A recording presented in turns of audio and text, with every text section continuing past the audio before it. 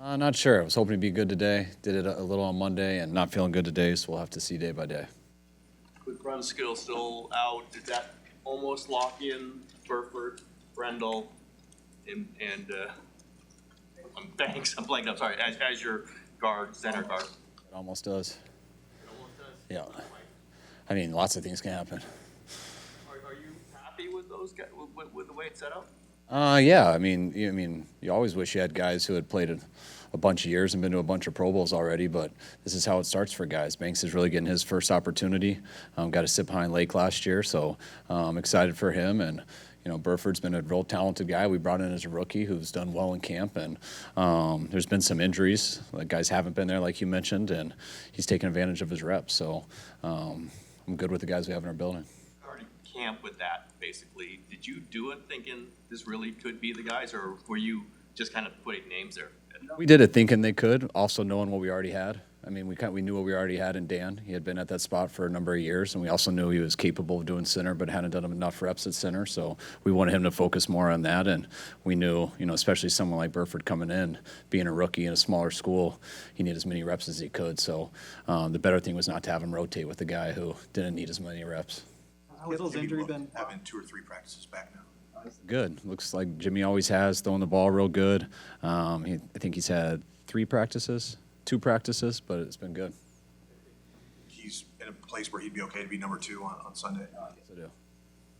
in terms of When you're facing a team with new coach, new coordinator, just new system week one, how do you go about preparation for that? Just always unknown. I mean, you got an idea, Matt being in this league and being a D coordinator for a while, but it's always unknown how they're going to match it up with their players and stuff. And they have the same stuff with us. I mean, even though we've been here, it's always a new season. You really never know till week one, and you see how that evolves throughout the year. I know everybody. I think the hardest thing for all coaches at the beginning of the year is how much we have to look at preseason tape and last year's tape, and it gets really aggravating for coaches because it really doesn't get to this year's tape till like week 6, 7, and you hope it gets there as fast as it can. George been bothered by this through camp, and is he going to be one of your captains? Yes, George was one of the captains. No, it didn't bother him in camp. Just started bothering him on Monday. Captains. We got Trent, we got Kittle, we got Bosa, we got Debo. No, sorry, we don't have Debo. We have Armstead. There's 2 more. Jimmy Ward. And Fred Warner. No. A little off topic, but season starts, you've done this dozens of times. You know it's going to be intense. You're going to be every week. How do you keep from burning yourself out by week 7? What do you remind yourself of now and say, I don't want to do this? Just get on a routine. I mean, every day is kind of the same. I think players get in seasonal shape, and coaches do too. I mean, it's always harder at the beginning. There's a lot. You kind of just get in the groove as it goes, and once you get in, every day is almost the same. So it's just about not freaking out too much, not making too big a deal about everything, but you also need to make a big enough deal because everything matters. So you just get used to it, and you're patient, and you try to talk through everything, and you get in your groove as the year goes. Less sleep during that time? I mean, we'd assume you were. You mean during the season? Yeah, definitely during the season. I try to get as much in the off season as I can, but I'm not one of those guys going to talk about my hours all the time. There's just not enough days in the week, and there's a lot of stuff to do, a lot of stuff to cover. That same light, do you get butterflies? Players talk about the first game jitter, just kind of getting it out of them. Do you get them? And if you do, what knocks you out of it? If players say, I get hit and I'm good to go. Is there anything like that for you? Starts. That's the easiest thing. The game is usually the most relaxing. I mean, it's intense. There's no doubt about it, but you're comfortable in it because you're doing something. I think the building up to a game is always the hardest. There's a lot of stuff to go through, which is good when you're practicing and focusing on that. But besides that, you get at night and stuff, and you're just like, I want to stop going through stuff. Let's just get to kickoff. And once you do kick off, then it all kind of goes away, and you're clear, and you just compete. Not to make a huge deal out of this, but a lot of the veterans have talked about Trey's leadership. We see him lead the team out of the huddle. We see him break the team down in preseason. What does it mean that he's not a captain? If you're going to look into it that much, he was 7th in the voting. I just don't want to put 7 on there. Debo was 8. That's why I mentioned his name on accident. We just didn't wanted to go with 6. They don't allow 8 to the coin toss, I don't believe. So it's also his first year starting for us. You know, I think guys do, you know, there's not many rookies who end up being the captains. I know this is his second year, but he's a rookie for us in terms of his first time being our starting quarterback. Still, but does that impact like what you expect of him as a leader? Yeah, captains are more, I mean, we got a lot of people we treat like captains. There's nothing, I mean, I respect the hell out of our captains, and our team does obviously too, because they voted on them. But that's not everything to me at all. It's strictly player vote, it's not coaching at all involved with that vote. Oh, not at all. I mean, I always get the final tally, and I could cheat if I wanted to. I actually didn't at all. I agreed with all their choices, and I just made the decision not to have 8 of them. Special teams was a point of emphasis for you guys this offseason. Going into week 1, do you feel like the upgrades that you made on, I guess, that side of the ball have manifested? Yeah, I think we added some players that I think will help. There's no doubt about that. Just getting some guys like getting Burks, getting George. Those are guys who have had a lot of success in this year. And I also think the guys in front of him, for the most part, I mean, it was tough with Jimmy, but being able to stay healthy and allowing those guys to stay in special teams roles is, to me, the biggest deal. I thought that's where we struggled a lot last year, and it's kind of a trickle-down effect. Another captain question for you. Nick is just kind of an understated, low-key guy, doesn't really come off as, you know, a big leader. What does that say to you that he was voted one of the captains? I think by how he handles his business. I mean, you guys hear how I talk about Nick. I mean, he's as professional, as dedicated to his craft and us winning as any player I've been around. He's not a real outspoken guy, but he's as genuine and honest as anyone I've ever been around. And everyone knows how good he is, too. He wasn't voted. I don't think he was one last year.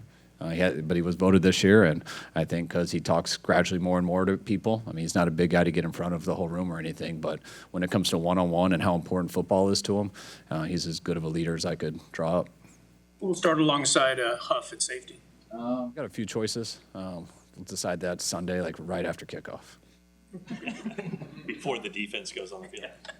Tyler Croft is a new guy to this team. What did you like about him, and did you need to see him in a receiving role in order for him to make the squad? Not really. We've been a fan of Croft his whole career. I mean, I was a real big fan of him coming out of college, and he's done well everywhere he's been. He had some injury trouble last year. I think the last couple of years that he struggled to stay out there. I think that's one of the reasons we were able to get him. But Croft he's an NFL tight end. We feel very fortunate to have him here. That was one of the hard decisions, whether to go heavy at tight end, heavy at running back. I mean, all this, you never know what's going to happen until after someone gets hurt. Wish we could have kept all our running backs. Wish we could keep all our tight ends, but Croft made it, so we went there.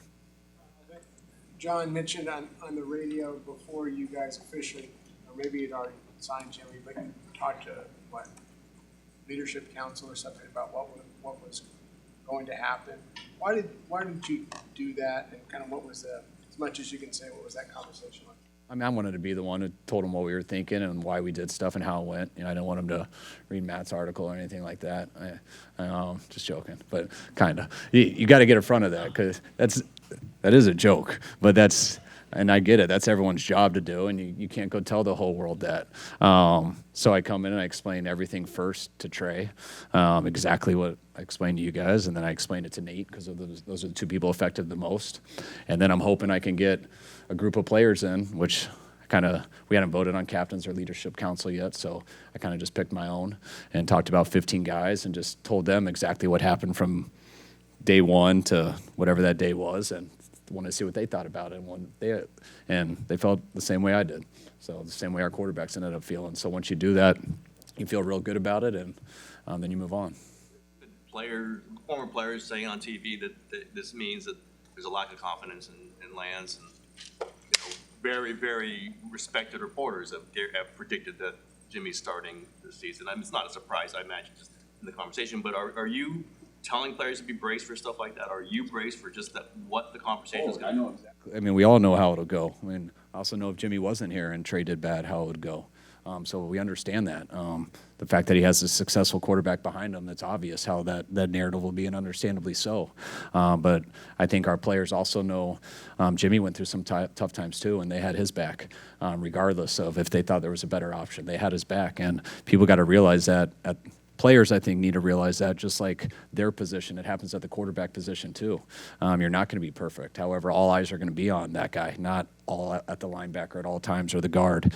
And you got to realize when you do struggle, those guys know it's a lot harder to play well when no one has your back. And you got to help guys through that. And I think we got the guys who can do that. I think our guys did that for Jimmy when he was here, even when he was having some tough times, and allowed him to fight through that. And I believe our guys will do the same thing for Trey. I understand what people outside of our locker room will say, and they are right in terms of human nature to do that.